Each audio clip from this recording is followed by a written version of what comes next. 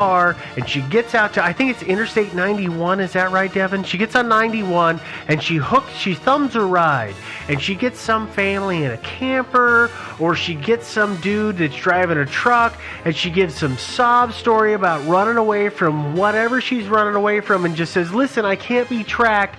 Can I hide in the back? And can you tell them that no, there's nobody else with you? And she goes through, and she's unchecked. I mean, there's a bazillion ways that somebody... You guys are piling improbability on top of improbability. I'm saying that it's possible that she could have done it. I don't think that's the case. No, it's unlikely. I think it's entirely possible. Yeah, and I personally agree with Joe with what Joe has been railroading this entire show for, but I'm saying here's what's possible. Well, and I think that, like, the probability of, like, you hooked a ride, right? Are you going to end up, like, actually catching a ride with, like, a really kindly person who, like, smuggles you across the border to Canada? Or are you gonna hook a ride with, like, a weird psycho who murders you in the closet of an A-frame? That's I don't know. And that's one of the huge problems with this story, and why I don't want to go, like, too far down the rabbit hole of theories, right? So, like, there are some, like, broad stroke theories that, like, we could mention. But once you start getting into that whole, like, well, she tried to run away, but things went wrong. Like, oh my gosh, are you kidding me? That's, like, a million different threads of, like, oh, and then this could have happened, and this could have happened, and that could have happened, and maybe it was this, maybe chance. There's so many different places to go. And then, on top of that, you've got she ran away and successfully faked her death and is, like, living high and mighty in, like, Tahiti right now, right? Or there was some foul play aspect, and there's just so many. I think we, as a trio here, had this conversation before we hit the record button today, is that there's so many threads of this story that could run nowhere. Yeah. That it is near impossible to just pull on one and try and get to the root of what actually happened, because the whole thing, it doesn't unravel, it knots. Well, and you can't find your way out of it. Yeah, and there's so much again, pollution from the internet that's been thrown into the whole thing. And just extraneous information that doesn't maybe actually have a lot anything of that, like, to do with it. Say, for example, the credit card thing. That's extraneous. But anyway, to get back to, again, the running away thing, I'm not saying it's completely beyond the realm of possibility, but in order to believe that, seriously, you have to believe that she was willing to take off with a car that barely ran, with only $280, and that she immediately blew a big chunk of that on booze. Bad judgment all the way around. Sure. And when she could have actually hung around for a few days and gotten a bunch more money to take with her on her jaunt, she was willing to inflict all this pain upon her family. And again, maybe she was a sociopath. I don't know, but or extremely selfish. Yeah, and all these years have gone by, and she hasn't rethought the fact that maybe I should get in touch with the folks, or my brother and sister, or whatever. It just, none of that makes sense. At the scene, the car was locked. She left. Yeah. Yeah, right. So she left the scene and locked the car, which is obviously, if you're going to hang around by your car, you're not going to lock it. So what happened was, you want to keep it safe. She decided to hoof it, or somebody drove up and offered her a ride, one or the other. And at that point, she said, "Okay, let me lock up my car." She locked her car. She got in a car with somebody, or else she's planning to come back. Yeah, exactly. So the logical thing for her to have done would have been to walk to one of the nearby houses if she did that, or climb in a car with somebody. So, I think that's what happened. I think that's so much more likely. I think probably what I would do is I would look at anybody in that town who drives a tow truck. The guy pulled up and said, "Hey, I have a tow truck company. Let's hop in. We'll go to my place. You can warm up. We'll come back in my truck. We'll tow your car to the nearest garage." The tow truck driver in town is a murderer. Well, it could be anybody with a truck. But here's the other thing that's so awkward about this story is we're going to go back to Renner. Okay, that guy has thrown out a lot of stuff, and I don't put any credence in what I'm about to talk about, but he casts a net of doubt at Fred, and it's a net of incest. because he talks about things of why did she go back to her dad's room and all of this stuff. If she was so drunk, why was she heading back to her dad's room? Because she had her dad's car and he was going to leave in the morning. Yeah. She didn't want to wake up hungover. She took it so he could drive her back to the dorm and drive his car back to his hotel room and go to sleep that night. Yeah. Is there an easy explanation? You and I get this, but Yeah. but this stuff. I mean, he's putting out, and so this is again, as you said, it's polluting what's out there. Is that he's again he's saying, well, maybe there was this weird thing of incest, and that's why there was this and that, and I find that really hard to get. Even in the realm of acceptable ideas, I think that's incredibly irresponsible to put that kind of stuff out there. I mean, I don't know her dad or anything like that, but I'm giving him the presumption of the doubt. I'm going to assume he's not. Again, this is where I have issues, Brenner. But I know you have one other bit to come I in. just thought there was one little other thing that was worth mentioning that has kind of an interesting spin on this whole thing. Apparently, on the night of February 5th, 2004, so that was the night she borrowed Dad's car. Yeah, that she broke down crying and had to be. That was February 7th when she borrowed Dad's car. Yeah, it was. So it was the night that she broke down crying and had to be escorted from. Okay. After she got back from her break on work, and she spent a long time talking to her sister on the phone. Yes, apparently that night, around the time that she was on her break, a UMass student named Vasi Petrit was the victim of a hit-and-run accident. He was a pedestrian. She was a pedestrian. The student was a pedestrian and got hit by a car that drove off and was never found. So Vasi, is Vasi a guy or a girl? That's a good question. Let's go with girl. I would say it probably serves her right. Pedestrians usually deserve to get run over. No. Joe, cut it out. No, but here's the thing. So okay, wait. interesting... If she's on her break from work, I'm guessing she had a 15-minute break. Maybe it's a lunch break? She was on the phone with her sister for an hour. Oh. So it would have been a fairly substantial break. So the theory goes that perhaps while on her break, even maybe while on her break on the phone with her sister driving, she accidentally struck a fellow student / pedestrian and panicked and ran away from it. And then this theory is very odd, but let's just stick with me for a second here. Borrowed her father's car and practiced running it into a guardrail. What? Practiced running it into a guardrail because she wanted to run her own car into a guardrail to cover up for the fact that she had hit somebody, and then abandoned the car. But it went terribly wrong. Of course, in the end, right? It always goes terribly wrong. But the theory makes absolutely no sense. Yeah. So there are a lot of theories makes here. No sense at all. Yeah. So when this person Vasi Petrit was hit by a car, did they report it?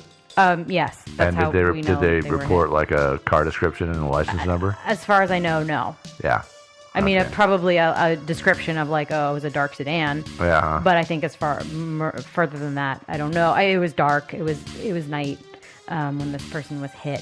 So I think that's an interesting slight aside that a UMass student was the victim of a hit and run. Shortly before, and it would account for some of the stuff, right? It would account for the fact that a couple hours later, she just lost control, just realized the implications of what had happened.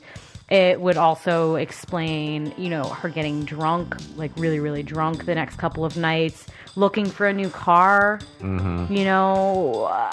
would, a little bit, right? If you said, hey, Dad, I hit somebody with my car and I don't know what to do.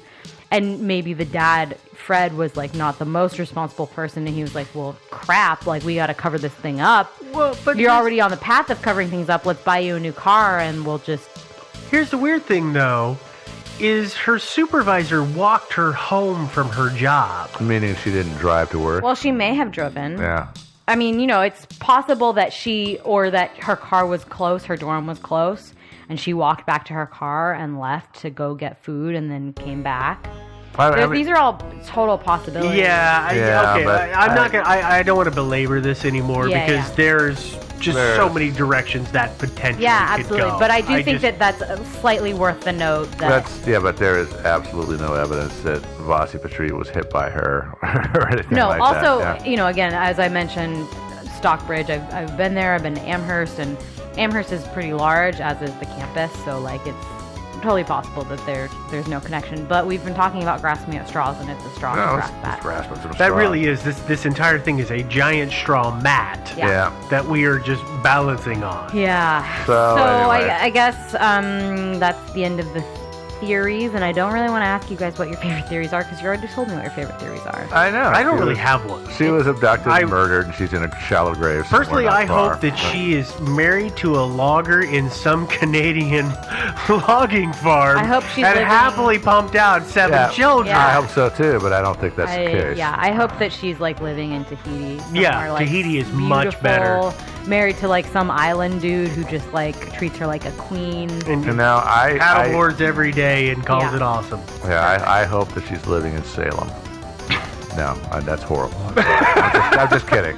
Yeah. So with that, I think we're done talking about Mara Murray.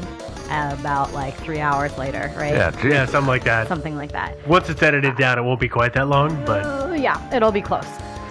So to check out the link, some of the links that we've been talking about, Go to the internet. go to the internet, find out more libel.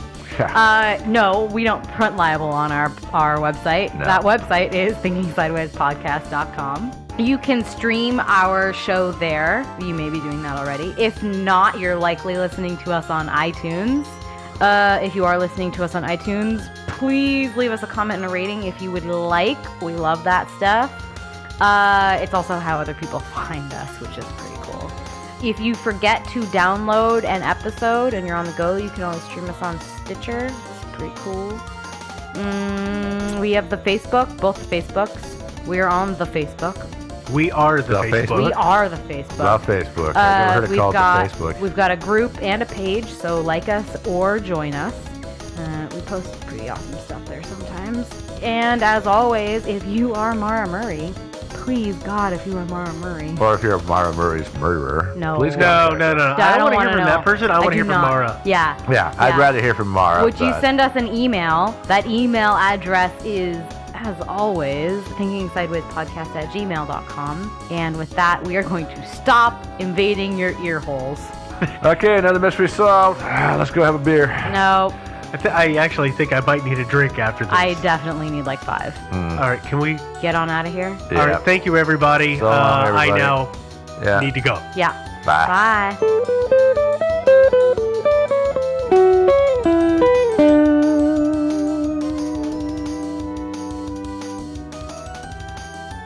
Hey all, today's sponsor for Thinking Sideways is Audible.com. Audible is a leading provider of spoken audio information and entertainment. Listen to audiobooks whenever and wherever you want. Get a free audiobook of your choice and a 30-day free trial at audiblepodcast.com/thinking sideways. Thinking Sideways. I don't understand. Does not compute. You never know. Insufficient data to formulate a reply. What? Stories of things we simply don't know the answer to. Welcome again to another episode of Thinking Sideways. As always, I am Steve, and of course, I'm joined by. Devin. And Joe. And once again, believe it or not, I know it's hard to believe, we've got a strange case. Believe it or not, I know it's hard to believe. Yeah. Believe. A huge mystery. But Today's episode is brought to you by Believe. Well, what we're going to talk about is the Max Headroom broadcast interruption. Everybody remembers the 80s, right? not really. Well, yeah, maybe not. Yeah. Yeah. Well, you know, if you don't, then you're missing out on a lot of iconic TV shows and characters, specifically the character named Max Headroom. Yeah. I actually like that show a lot. I did too. Yeah, I did too. Max Headroom, he was the first quote-unquote digital character on TV, and though really there wasn't anything digital about him. No, he was Matt Matt Frewer, Yeah. heavy makeup. Yes, exactly. Who's been in a ton of stuff through the years since then. It's actually funny is every time I see Frewer in a TV show, I expect him a little bit somewhere in the back of my head to do that weird Max Headroom stutter. Why didn't he do it? I know. That's not his voice. What's going on? You guys ask that every time you meet somebody in public, like a fan. You probably get, I'm sure. Yeah. Sure. Well, but you know what? This isn't an episode about 80s TV or my favorite 80s. It's because it's my childhood. yeah, that was But actually, if you're not old enough to remember what TV was like back in the 70s and the 80s and stuff, it's like TV is a lot better today. You young whippersnappers should really appreciate what you've got. It sucks. Yeah, that's what I hear. Yeah. Well, what we're going to talk about is we're going to talk about the Max Headroom character being used, or the face of the character being used in what is sometimes referred to as the best hack of all time of broadcast television. Although actually, technically, it's not really a hack so much as an intrusion. Whatever. Tomato. Yeah, exactly. Depends on your perspective, I guess. Now, before we get too far into this, I do want to thank our listener, Yossi, I believe is how you pronounce the name. I'm not exactly 100% positive, so if I mangle that, sorry. Mm-hmm. Hey, by the way, if you're a listener and you want to send us a suggestion and you have a strange or sort of unusual name, maybe tell us how to pronounce it. Yeah, if it's a hard to pronounce name or not a normal Joe, Ben, Bob, Devin name. A normal white person name. Yeah, exactly. Yeah. Because we're dumb. Yeah, that would be helpful. But we got this request first through one avenue, and then next thing you know, a bunch of requests for it came through. So Super popular. it was a super popular one. I think we got 2 or 3 on Twitter alone, so we had to do it. I knew I had to take it. So I stole it out from underneath Devin, who was planning on it. I was. And we're going to run with it from here. So if this is a terrible episode, you can blame me and just think fondly of what it would be like if Devin had done it. Yeah. Nah, if it's a terrible episode, you can blame the 80s. Damn you 80s. All right. Well, let's get into the story. On November 22nd, 1987. Sorry. Yeah. Why are you laughing? I was 5 months old. I remember this. This was awesome. Yeah. Hopefully you had a TV in your nursery and you could watch this. No, I don't think I was watching TV at 9 p.m. You didn't have a flat screen TV right there in your crib? I don't remember a lot from that time period, but I definitely don't remember flat screen TVs. Ever. Ever. It was kind of a primitive time, wasn't it? Yeah. Yeah. They all had dials on them still. Right. And, people wrote things in chalk on walls instead of with markers. Uh-huh. It was such a primitive time. I know. Sorry. I knew a guy whose remote was one of those clicker remotes. You ever seen those? Oh, the actual clicker? Yeah, and they had the noise Yep. actually to change the channel. Yeah. Yeah. Sorry. I'm Okay. sorry. We're getting way off track. Had to Yeah. rub it in. Yeah, okay. Well, let's start this over. Okay, sorry. Okay. I won't laugh this time. You promise? Nope. Okay. On November 22nd, 1987, during the 9 o'clock news' sports report on Channel 9, which the call sign is WGN-TV. Yeah, WGN America. Everybody knows, because that's the channel that plays America's Funniest Home Videos. That's Yeah. pretty much all they play these That days. is all they play.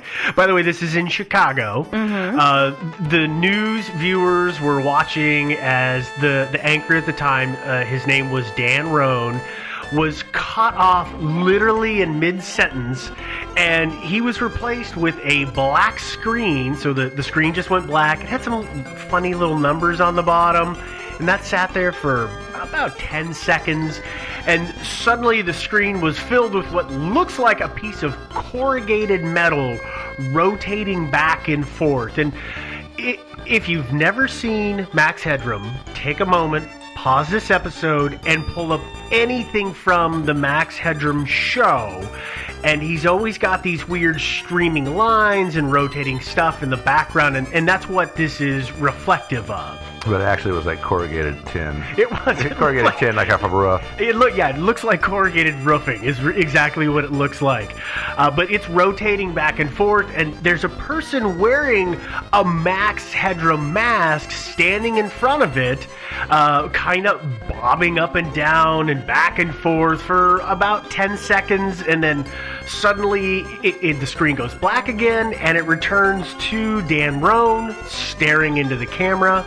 So this whole thing has lasted 25 seconds, not a very long time. Yeah. There was absolutely no audio. There was there was no verbal audio. There's a weird tone. I couldn't ever figure anything out from it. Nobody else seems to have really cared what it was, so I'm guessing it was just interference of some kind.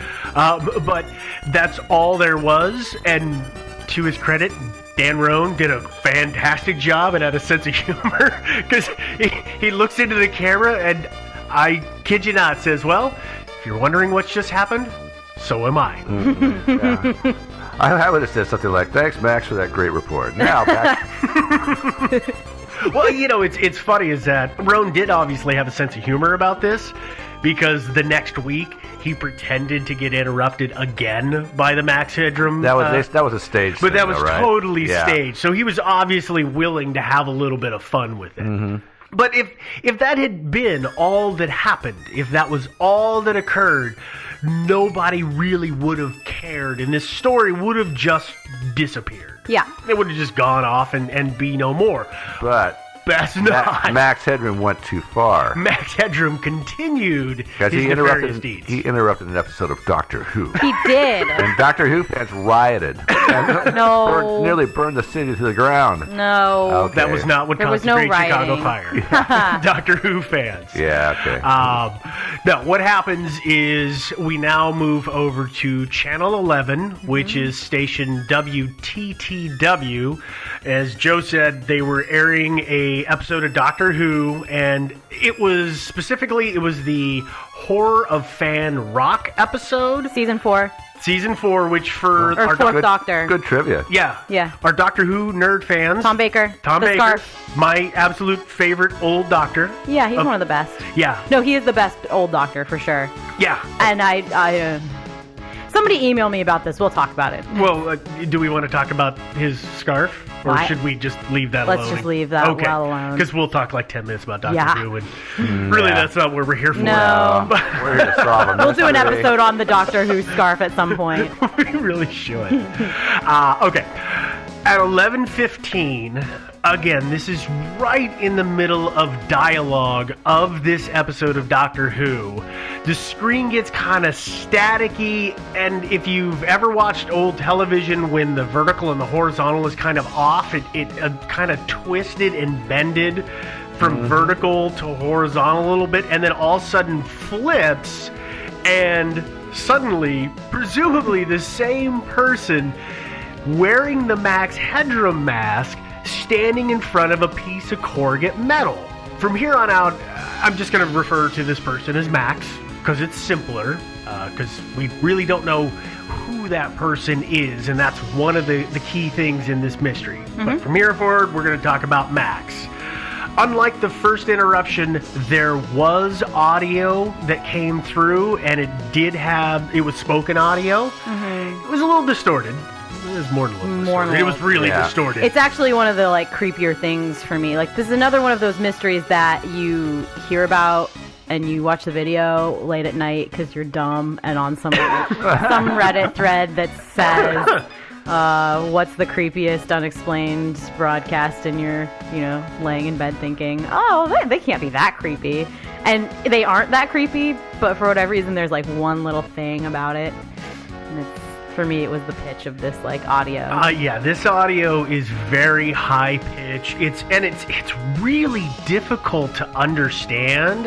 It is, and the thing about it is the guy is just his antics and his talking and everything is just a little off his rocker. It's it reminds me of a more frenetic version of the Joker when he busted in on television in Gotham City. Yeah. You know? No, I agree with that. Yeah, Yeah. no, it's wild. There's hand flailing, and we're going to get into some of this, but I do want to just give a big thank you to whoever took the time to try and clean up that audio and then transcribe it, because if I had to try and do that, it just wouldn't have happened. I'd have given up on like the second play, because it's kind of tough to hear, and that's one of the reasons that we're not actually going to put that audio into this episode, is that it is very difficult to understand, and it's not pleasant to listen to. It's a minute and a half long. Plus, frankly, it doesn't make a hell of a lot of sense. Yeah. It's easy to find. Watch the video. Yeah, you can watch the video if you want, but let me just walk through and kind of describe what happens. Yeah. So again, we've got Max in front of the same rotating background, Which makes me sick. It's very brightly lit. It's reflective. It's hard to look at. Talking into the camera, after a couple of lines, Max bends over, picks up a Pepsi can, and says the line, "Catch the wave," which, if you don't remember, or if you're not from that era, is from a Coke ad that was running at the time. Not just Coke, New Coke. New Coke. Yeah. You're right. Max flails around a Pepsi can, which is kind of weird because it's Coke ad to Pepsi can. But anyway, flings it forward, it hits the ground, bends over, grabs it, tosses it away again, flips the bird at the camera wearing a rubber finger. And this is one of those weird interpretation spots in a story. I've heard that it isn't a rubber finger, but instead is a rubber phallus is probably the nicest way to say it. A marital aid. Okay. I don't know for sure. I honestly, it looks like a rubber finger to me, but people say it's something else. That video's pretty blurry. It's hard to it's say. super hard to grainy. say. And so, continuing on from there, Max says a few more lines, starts to then hum the tune to a TV show from the 1960s, which was a cartoon called Clutch Cargo.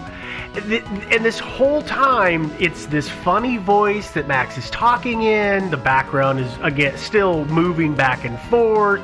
Suddenly, Max bends over and picks up a glove and puts it on, or tries to put it on before throwing it away. Continues to gyrate around a little more. And then suddenly, the scene cuts. And the scene cuts to the rubber mask being held up off of the left side of the screen with the rubber finger or phallus, whichever it is, sticking out of the mouth.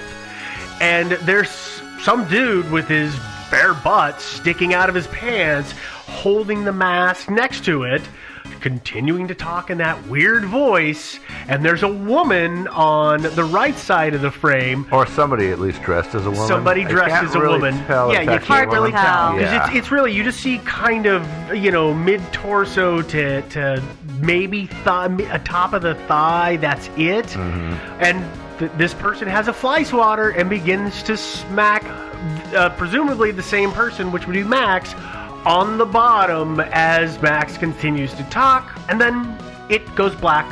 And it cuts right back into the episode of Doctor Who that was playing.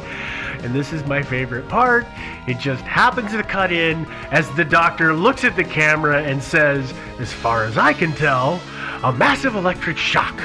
He must have died instantly." There were only two people involved in making the video.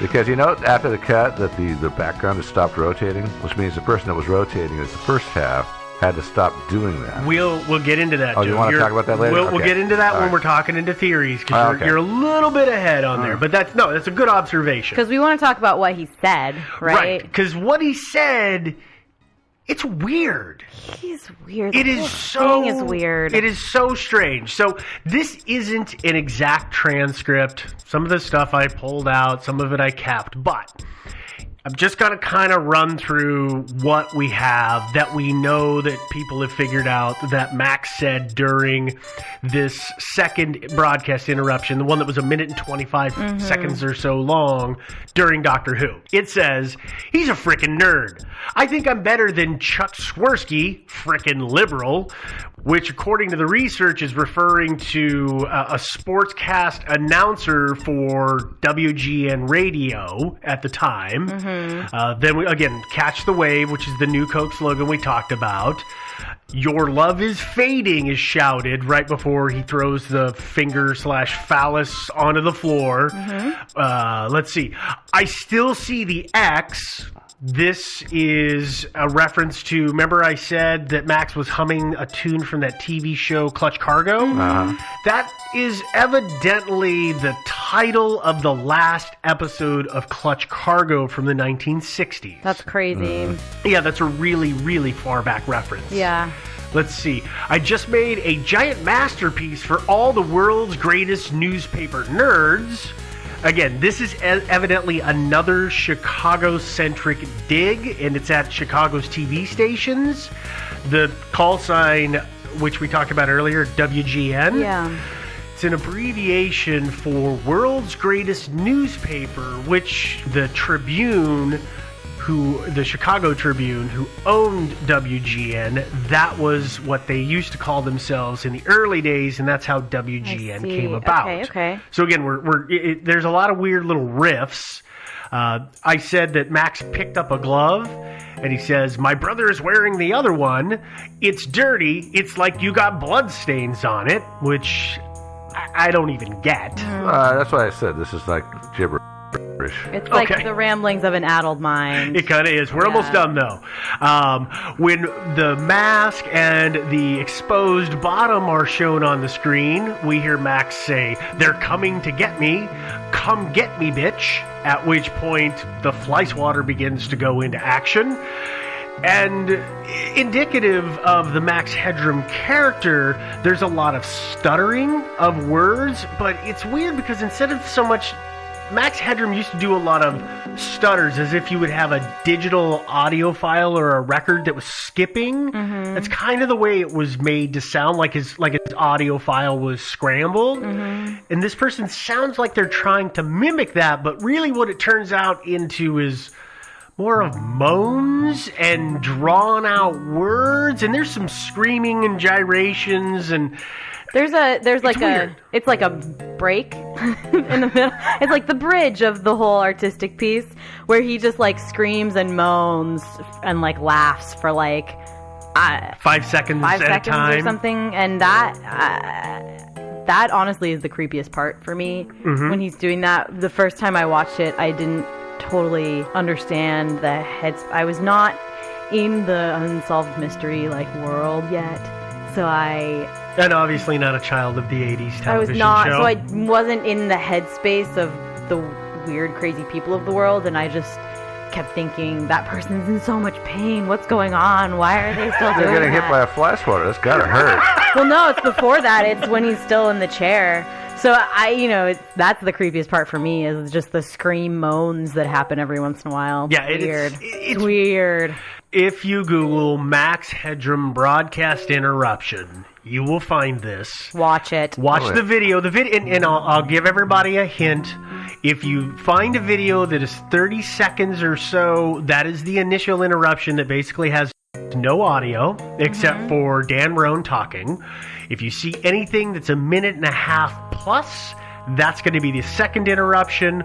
If you can find one that has subtitles, I'd recommend that because that really helps you understand what's going on. Maybe we can find one and post it on the website. Yeah, I've got one bookmarked that's got the. We'll put it on the and website. we'll have to put that up. Yeah. But if people want to just track it down, I would recommend looking for one that's got the subtitles. Great. Yeah, because you really can't understand what he's saying.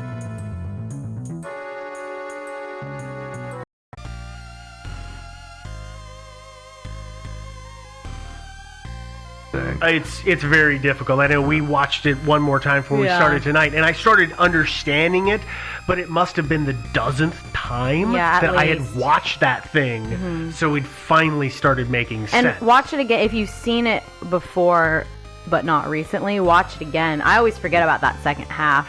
I don't know why. I just always do. The fly swatter scene? Yeah, I always forget about that. Your mind probably blocked it out. Probably. Yeah. Yeah. It's probably a good thing. Yeah. We remember the good things. My fragile 5-month-old mind. Yeah. Oh, you were already watching Doctor Yeah. Who on your flat screen Of TV. course in I the crib. was. Are you kidding? Of course I was. As I said before, this whole thing, the second interruption, lasted about a minute and a half. That was over 25 years ago. And to this day, we don't know positively who did it, who pulled it off. The authorities tried to figure it out. They didn't ever get to the bottom of it.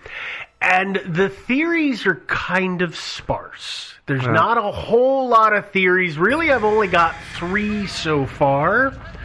But before we get into the theories, I want to help everybody kind of understand how this could have been done. Because hacking TV today is very, very difficult because it's a digital signal.